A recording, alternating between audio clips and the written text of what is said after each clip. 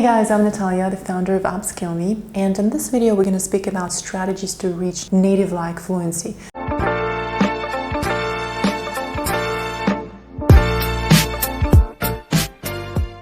We specifically are going to speak about the mentality behind the strategy, and I want to speak about only one aspect of it in this video. I create programs for non-native speakers to achieve native-like fluency, and there's something I want to share with you, something that I see in so many people, and at the moment people from more than 23 countries take my courses. When you are a beginner, when your level of English is elementary, pre-intermediate, intermediate, and even upper intermediate, you apply what I call academic strategies. So you first learn the rule in a book, and then you learn to apply it.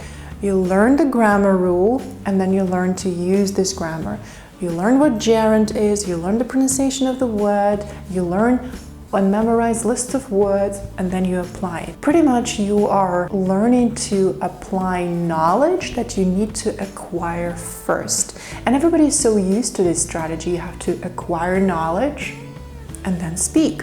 Many people tell me, I don't feel confident speaking English because I don't know all the grammar and all the words. So once I have mastered all the grammar of English and all the words that I need to speak in a confident manner, then I will start speaking with more confidence. And let me tell you, this is an impossible strategy. This is something that you will never be able to achieve. It's impossible. I know a lot of people with a very decent level of English, even people who live in English-speaking countries, who take my courses as well, even though I have never lived in an English-speaking country for longer than 3 months. I do not live in an English-speaking country right now, and I am absolutely positive that you can reach native-like fluency at home, in your home country, without having to travel anywhere and without having to spend money on expensive language courses in English-speaking countries. You just need to be more attentive, and you need to develop the 9 skills that I'm talking about in other videos. Not acquire more knowledge, train a different set of skills. Once you're moving from upper intermediate to advanced, you need to completely reverse this strategy. You have to understand that it's impossible to learn all the words. It's impossible to know all the grammar, and you do not need to know all the grammar to speak correctly. You need to learn by doing. So let me show you what I mean. The traditional approach tells us when we acquire a new foreign language, it tells us that first you need to acquire knowledge. So here you need to understand the rule. You need to understand the translation of a word.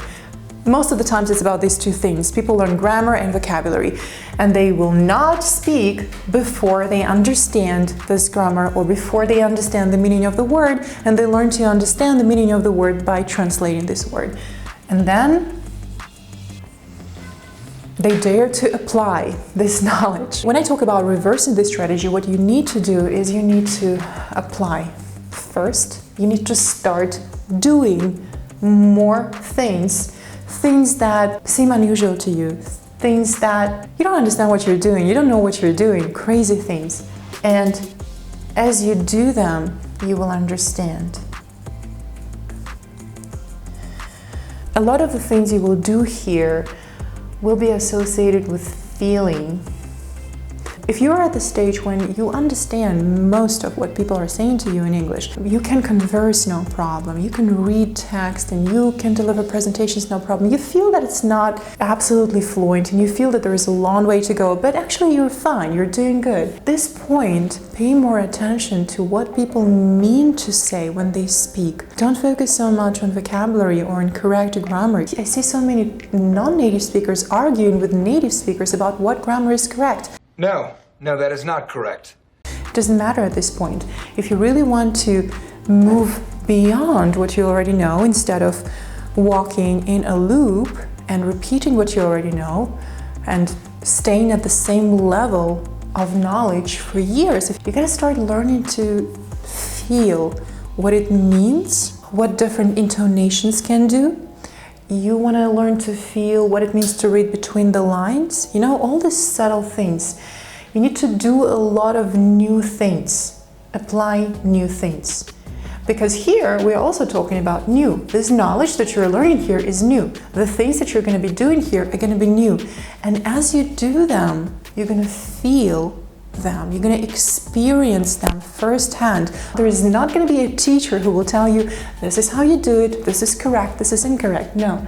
Here you give feedback to yourself and you learn to read feedback from people.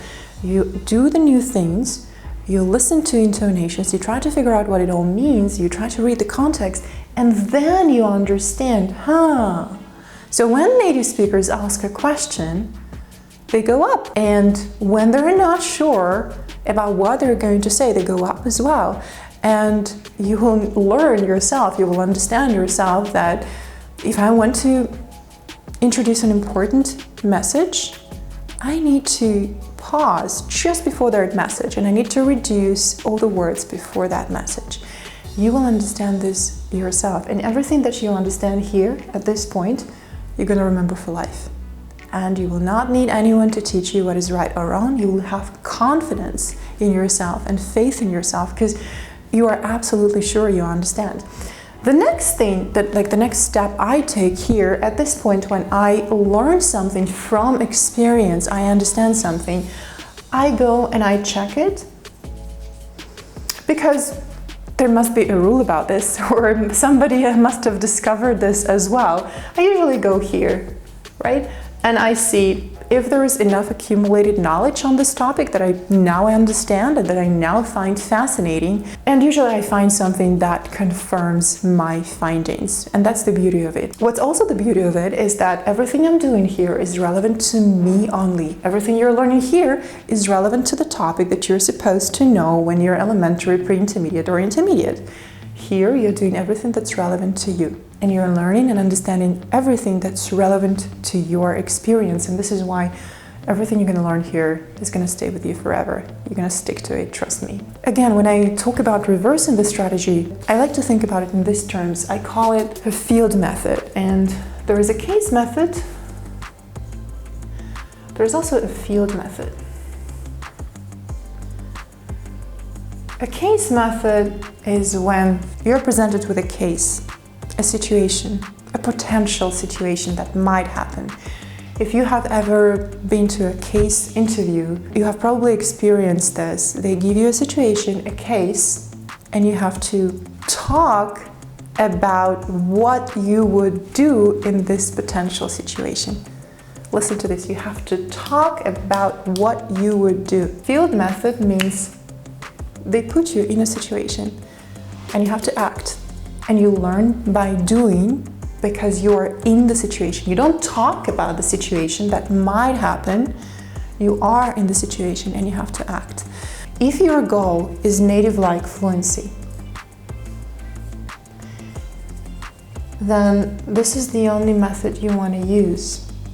You need to listen a lot to native speakers. You need to read a lot of fiction books, and I do recommend fiction books because they help us understand the cultural background of those people who think differently, who grew up watching different cartoons, who had different superheroes when they were little, who imagine different things when we say very simple things, whose brain works differently, and this cultural experience, their cultural legacy influences tremendously the way they think and the way they talk. So remember to read a lot. Fiction, poetry, watch documentaries, watch English movies, watch something that is relevant to you. Listen to podcasts that you genuinely like. Listen to live interviews. And remember that instead of a finite mindset, instead of achieving a finite goal, you want to focus on infinite process of learning. Achieving an upper intermediate level of English is a finite goal. You achieve it. It's easy. There's a set of exercises you're supposed to do. There's a set of skills that you need to train because you know it's going to be on the test. You pass a test, you get a certificate, and then what? What's next? So what's next? Infinite mindset means that you know there is no finite point. Let's say if you started working out in order to lose weight, you lost weight. Okay, you achieved your goal. But you know for sure that if you're going to stop working out, you're going to put this all weight back on, right? So infinite mindset means you understand that you're going to work out every day of your life. You're not going to stop. Or let's say you decided that you need to hone your leadership skills. You understand that you need to learn about it. You take a leadership course, you get a certificate, but does it mean that's the end? Does it mean that a certificate means that you're now a leader and that you can stop practicing? No, it's an infinite game. You understand that you're going to take decisions and practice leadership skills in your company or in your life for the rest of your life, right? It's not about achieving a certain milestone and stopping and not doing anything about it anymore. If your goal is Nativelike fluency, you're gonna accept that there is no final destination. There's no way you're gonna achieve it and then stop. Because you can always work on harnessing that skill, always, every day of your life. If you're curious, if you're attentive, if language truly fascinates you, and if you learn a language not because you need to pass a test, but you learn a language because you needed to communicate with people, then it's going to be a very interesting journey. Let's say English for me, or any foreign language for me, it's an amazing opportunity to understand people. I learn it because it helps me understand people, what they mean, what they feel, how I can communicate with them, how I can deliver my message, how I can understand their stories, how I can share my stories with these people, how we can do things together.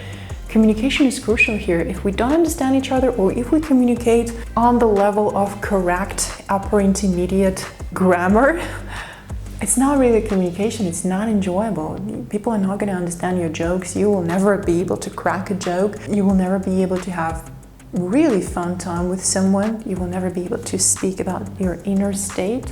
You will never be able to explain what's bothering you or what you're happy about. All these things are here. Most of the time, students learn to talk about topics that are in the textbooks. What is it? I don't know, space, diet, diversity, politics, economics, all these things. But they rarely talk about themselves and about things that matter to them. When you're working on Nativelike fluency, you're focusing more on your experience and things that matter to you personally. At this stage, you choose your practical materials. No textbook has ever been written about your life. You need to compile these materials on your own. You need to choose what's interesting. And you need to find out what's the best way for you to learn. But hopefully you get what I'm talking about, because this shift in mentality really helps. Reverse the strategy. Don't wait until you understand it. Start doing it, and this is how you will understand it. If you want to learn more about how we do this, you can check out my courses. People do a lot of unusual exercises.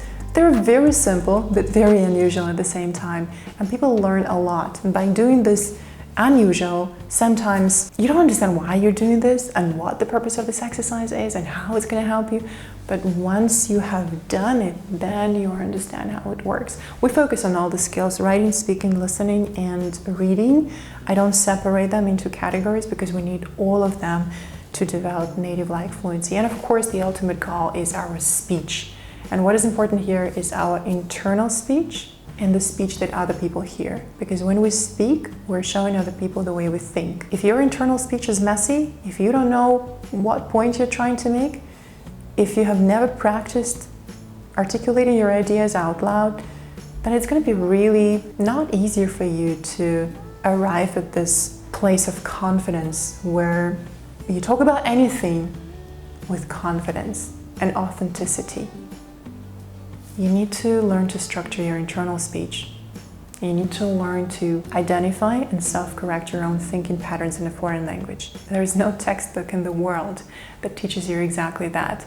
You're responsible for that process, and you need to do a lot of unusual, very interesting, very short, they're not long, and inspiring tasks. I hope you join us, and I hope you check out the practical tasks in the description box. Try them out, let me know what you think, and I'll speak to you in the next video.